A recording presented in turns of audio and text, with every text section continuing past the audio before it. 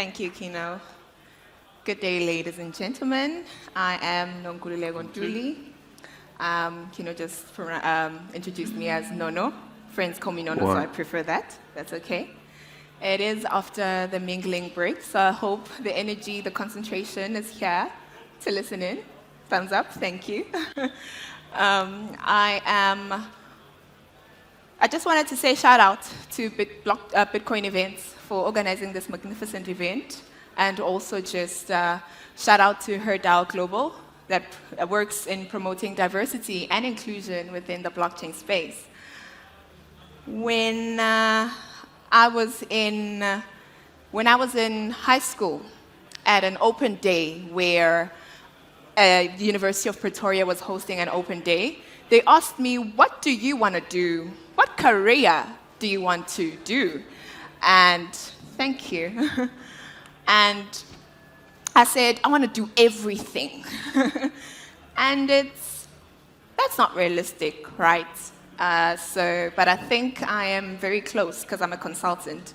I am a consultant at IQbusiness, and we consult across various disciplines and industries. So I get to dabble a bit and share my insights in various industries, from marketing to banking, etc.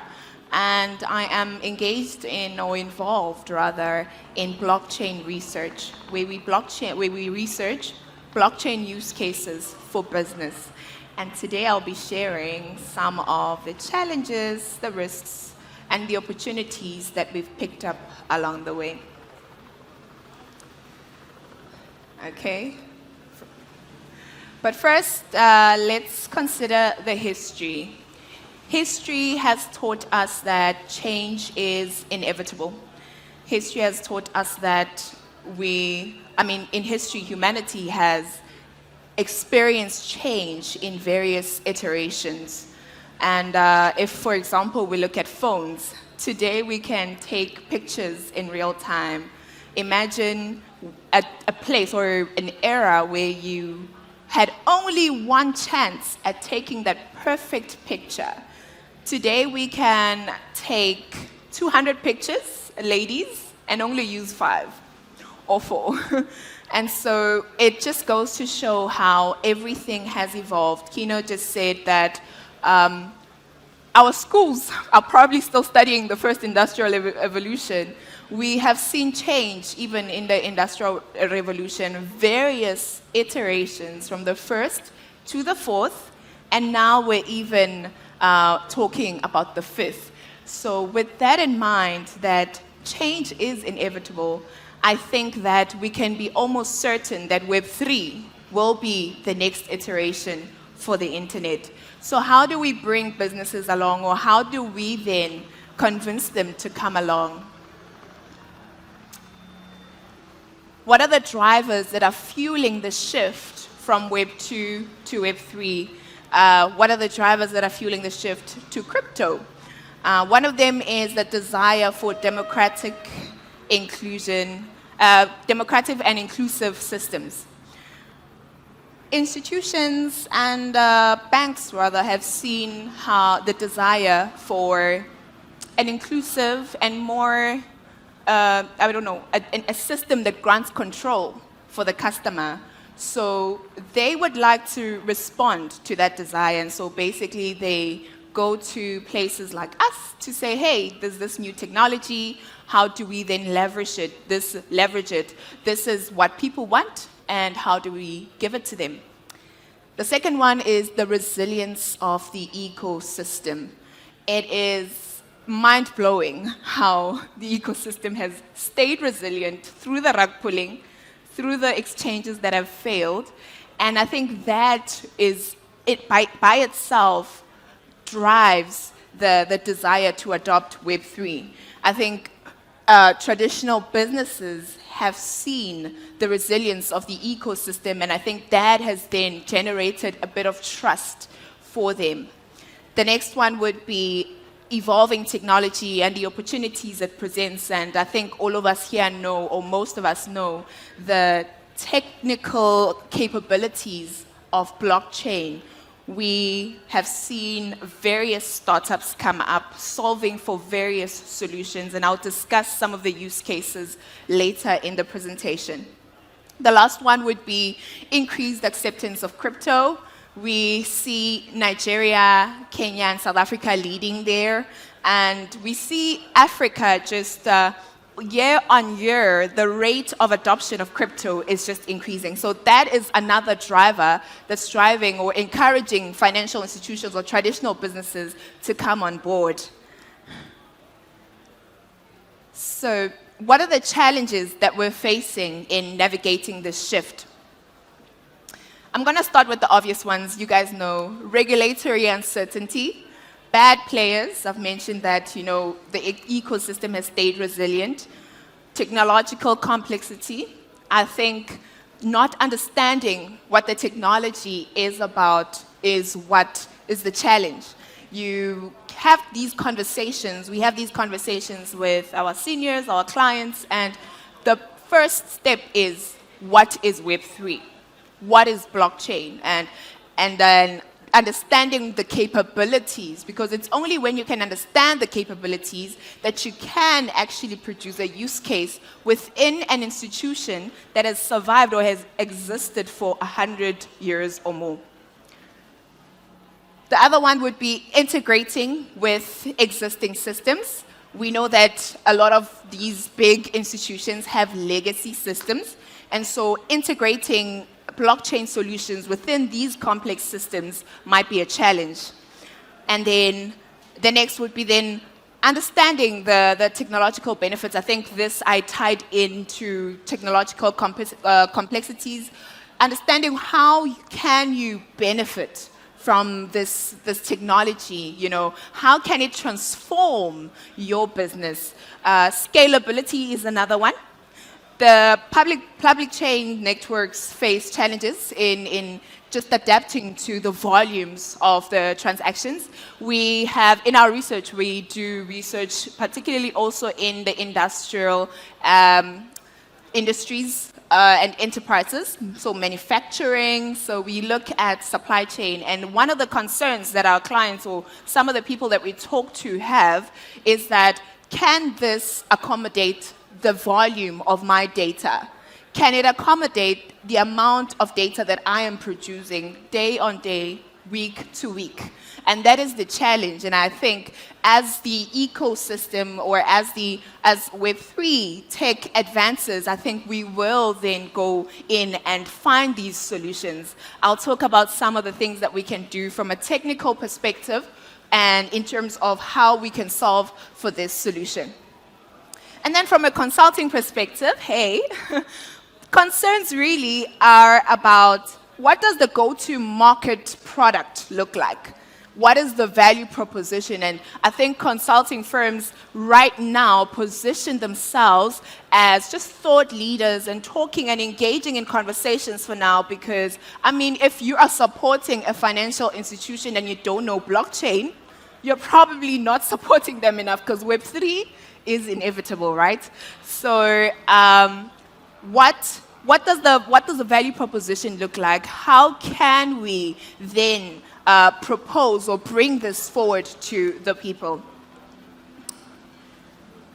So this quote from someone unknown says, "Transition is not a choice.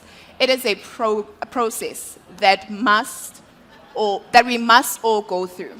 The key is to embrace the challenges and use them as opportunities for growth." So how then do we navigate around these challenges?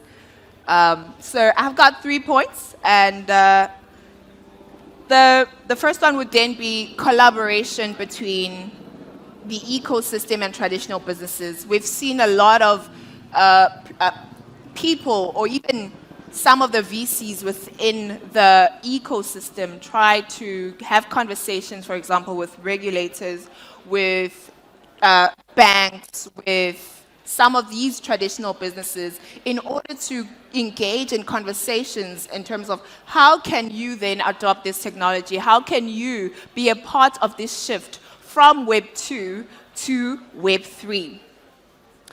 And I think collaboration, and as we engage in this collaborative dance, we will then achieve, I think, that goal.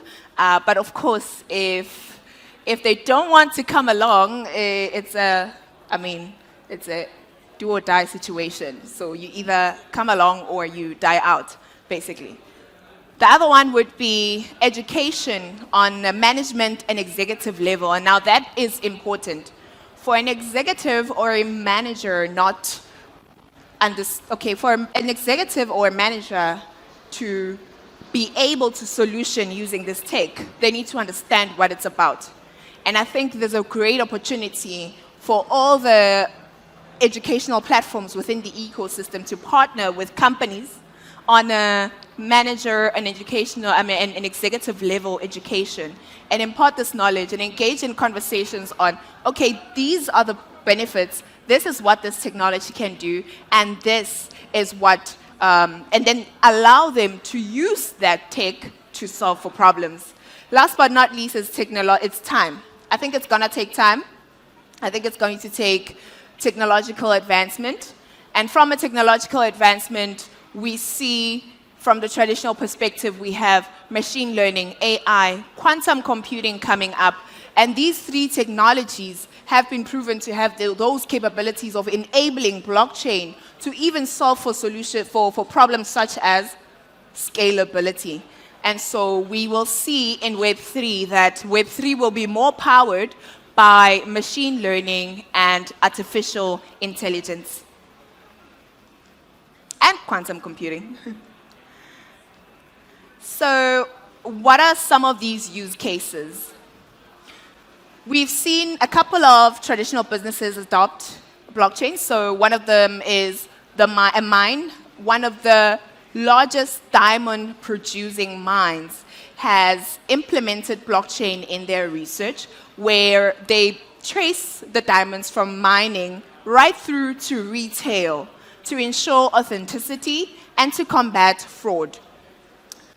Another one would be cross-border payments, and now that one we are familiar with, and where it's not a mystery that huge companies go through stress when they have to send cross-border payments, and it costs a lot of money.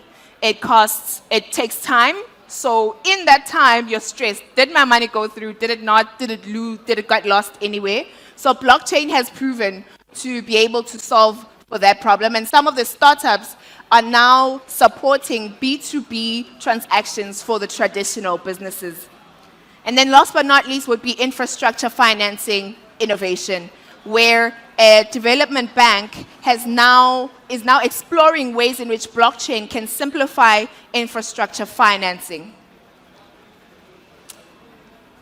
This quote by Franklin Roosevelt says, "Progress is not possible without risk," right? Progress from Web 2 to Web 3 is not possible without risk. So what are some of the risks that we, as the ecosystem, face in bringing some of these large institutions with us? And one of the concerns really that we all know would be the centralization concern.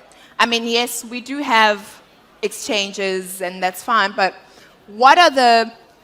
some of the large institutions may contribute more to the centralization of the Web3, basically, and that's one of the concerns. The next one would be regulatory impact, where they would want to introduce a lot more regulation to control how things are being done, to kind of have more control. And I think control kind of brings certainty within these traditional businesses. They know when it's regulated, this is the standard, this is what we comply with, and if we comply, these are the results. And so they would then want to be more involved in regulatory that might stifle the growth within the ecosystem. The next one would then be balancing inclusion. One of the main points, or the essence of Web3 is the risk. One of the essence of Web3 is financial inclusion. We want to get the unbanked banked. And bringing in these financial institutions might risk that. Yes, there's an opportunity of getting the banked onto the ecosystem, but then there's a risk of losing some of these unbanked communities that we're trying to onboard. And then another one would be surveillance. Institutions may prioritize data collection. And of course, we know they use data collections to make decisions and also some to sell. So that violates the trust, the privacy, etc. And then tokenization challenge. Tokenization ideally broadens access to some of these investments that ordinarily I wouldn't be able to, or someone wouldn't be able to invest in. And so tokenization then, in that sense, the big institutions could worsen the wealth disparity. Instability over innovation. Risks of institutions prioritizing stability, potentially slowing down Web3 evolution.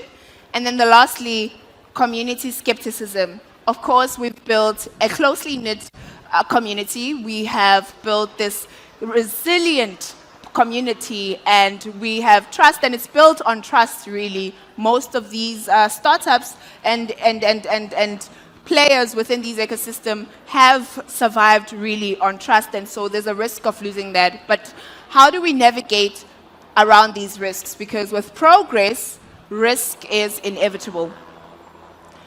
I think, in my opinion, it's taking the lead by the investors and startups and Web3, the Web3 community, in taking the lead in leading the conversation with the regulators, re-leading the conversation, and getting what they want or what we want. So, for example, things like custom KYC. How can we then onboard someone who doesn't have an ID, someone who doesn't have an address, onto a solution that will allow them to have financial freedom?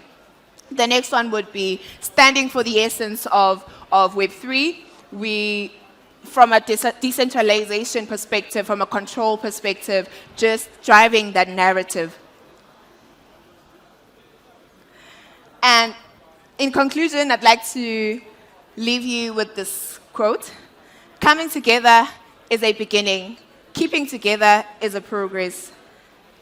Working together is success. So as we work together in this navigation of or the journey from Web 2 to Web 3, which again I will reiterate, it is inevitable. So coming together, working together is the solution. Thank you.